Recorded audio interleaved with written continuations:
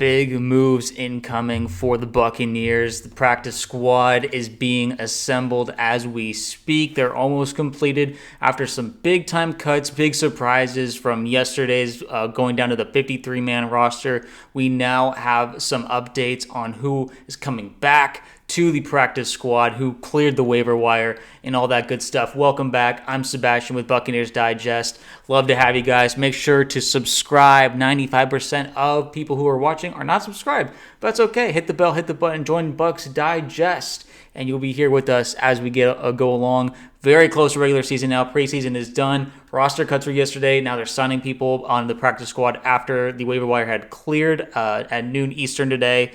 And so all those moves started happening, and some names that we were all a bit disappointed to hear that they got cut yesterday have come back, which is just it's awesome. And the main one that we got to talk about, it's our boy Nick Jackson. Greg Allman reported that they are signing rookie linebacker Nick Jackson back to the practice squad. He was a tough cut, but cleared waivers, and he gets to stay in Tampa. I am thrilled. This was one of the names that was, a lot of Bucs fans. Action Jackson he's already getting some names there. I don't care if we're stealing that from Lamar. We need our own Jackson, but he did so well. Very much had splash plays, was tackling a lot, just overall was contributing a lot during the preseason games. And yes, he's not going up against starters for the most part of it. But when they're showing that much of a flash, and all reports are saying that he was having a good training camp, to go from an undrafted rookie free agent to where he was, what he was doing, and to be just beat out barely by John Bullock, who made the 53-man roster because of just his special team ability, which is not something that Nick Jackson exceeded at least during the preseason.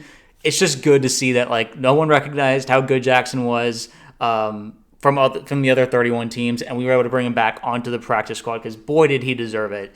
And it's just it's a massive relief that he is going to be, still with our team, and that if forbid any we don't want to have any injuries happen, but if they do happen, we have this option here that we can bring up to our 53-man roster from the practice squad. It's thrilling. I am very relieved. And I'm sure a lot of other Bucs fans feel the same way, that, okay, we have this guy now. I mean, obviously, he's not part of the 53-man roster. Something could happen. He could be, poached from us, even from our practice squad. But we get first dibs in terms of signing and bringing him back up. And he's also learning our system a bit, which is just really relieving.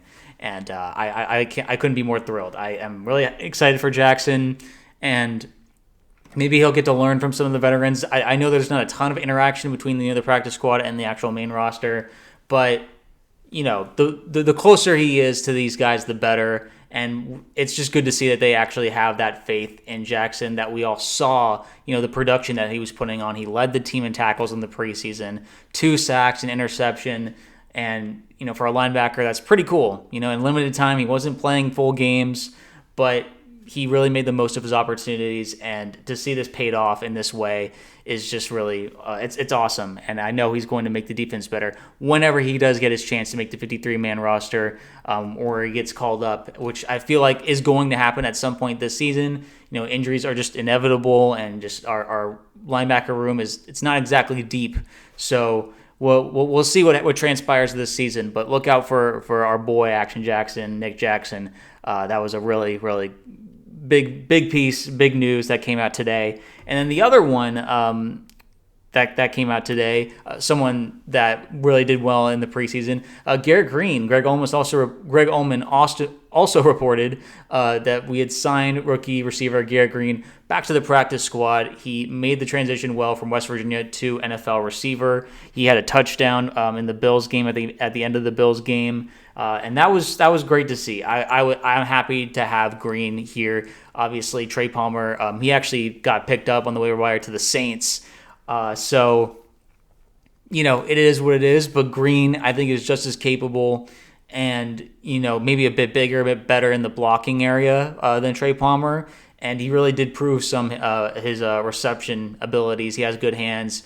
Maybe he just needs to work on his route running or just play recognition on the defense and everything like that. But, at practice squad, it's going to be good to have him. Just, another loaded piece of this receiver room. I mean, he's obviously not on the 53-man roster. This is practice squad signing, but if we really hope that we don't have to keep dealing with wide receiver injuries, but we have this guy waiting, in the tank if for some reason just once again we're getting hurt. And a lot of people really liked what he saw.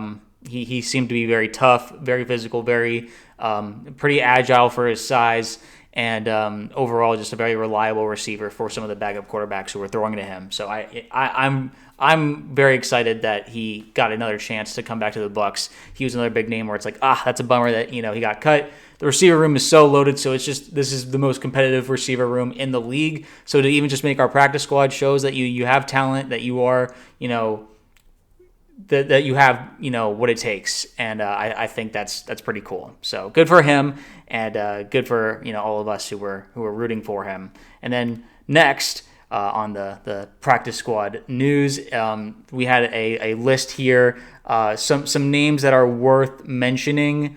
Michael Jordan, I think is he was a player that near the beginning of the training camp we brought in to help maybe get some competition in for the left tackle area, since Tristan Wirfs will be out for likely at least the first 2 games, and so that'll be an important area for the Bucs to really figure out.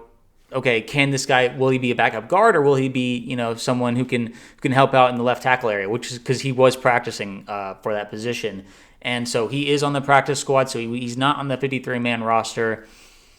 But, injuries happen. He is, someone who knows the system. He was there for the entire training camp. He is a veteran, so he even though he hasn't performed the best on some of the other teams, it's better to have that than the guy who's like, it's his first time playing, against a talented defense, his first NFL game. You don't really want to put a rookie in a left tackle situation. So it's good to have him. I'm glad that we have a guy who was there for the whole training camp and preseason, played in all those games. He has the experience with the team, the communication's there. So if we need to bring him up for whatever reason, he'll be there waiting for the call. And that's just, much appreciated to have him there. And then CJ Brewer, another name that's worth noting, is back. And then Connor Bazelak, the quarterback, who was third quarterback on the depth chart, or fourth, I should say, when Trask was still part of the team. He was the one kind of throwing to Greene, throwing to all these different receivers, Ryan Miller, etc. And he honestly performed pretty well. I have to say, to have him on the practice squad feels good. There's like a guy really, in the end, it's not like we would ever want to have to rely on him, Baker all the way. And then, if something happens, then Bridgewater, another really experienced journeyman, is there at QB2. But we have this guy who played in all the preseason games, did a pretty good job, I'd say, overall. And seems like to the coaches who were evaluating, maybe outperformed Trask, or Maybe that's not what they felt. Maybe Trask wanted a chance to go sign with another team. That hasn't happened yet. So it's just a matter of do you think that Bazelak outperformed Trask, or do you think it's just because Trask wants to go elsewhere where we have a chance to play? We don't know. We can only just kind of speculate on our end. And but anyway, that's where QB3 is right now for the Bucs, is on the practice squad. And not too upset about that one. And then lastly, Todd Bowles said that tight end Cade Otton will miss some practice time. It's unclear to him how it will impact his week 1 status. Otton was huge for the Bucs when Mike Evans and Chris Godwin went down with injuries last year. There was that 4-game stretch when we were out without either of them, and Cade was coming up big, in the Chiefs game and stuff like that.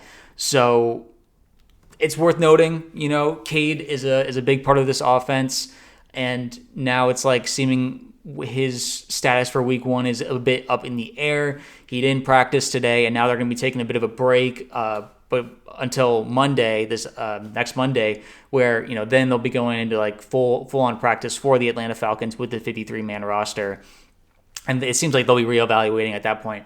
Will Cade be able to practice? And as that week goes along, we'll just be watching because it seems like this is a separate leg injury than what he was dealing at the beginning of training camp that held him out of a lot of training camp, to be honest. It allowed the other tight ends to kind of step up and get some more practice time with the ones. But overall, Cade is clearly our best tight end on the team and has really proven himself. And he's, in a contract year, is going to be trying to get an extension with us.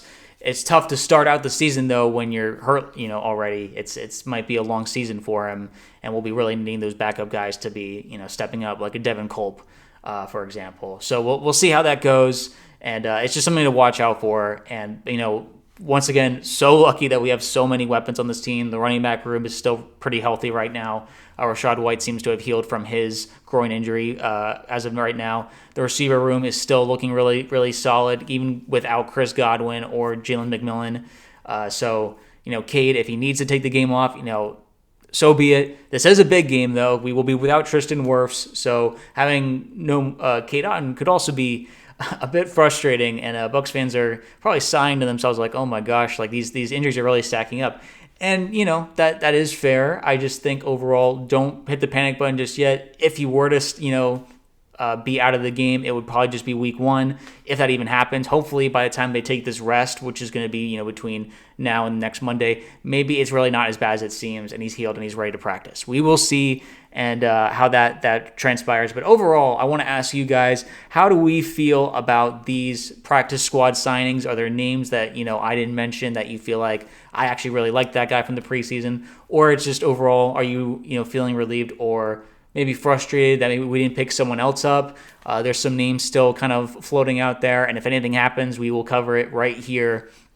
Any big names, notable names, free agent signings. There's still some guys that are worth considering that we've talked about, pass rushers, safeties, and corners, all that stuff. But it'll be interesting to see how things transpire as we get ready for the Falcons, which is less than 2 weeks now, and pretty exciting. Huge game to start the season, and but I love it. I love it. Just competition right off the bat, and huge stakes for sure, because right now most people would agree the Falcons are the biggest competition for the Buccaneers for the NFC South, with the Bucs obviously being the favorites. Todd Bowles had a great quote earlier in today's press conference. He said, we didn't care when they made us last or put us last in their predictions for the NFC South, and we don't care if they make us first, like they are this year. So I gotta love the confidence, gotta love the nonchalantness.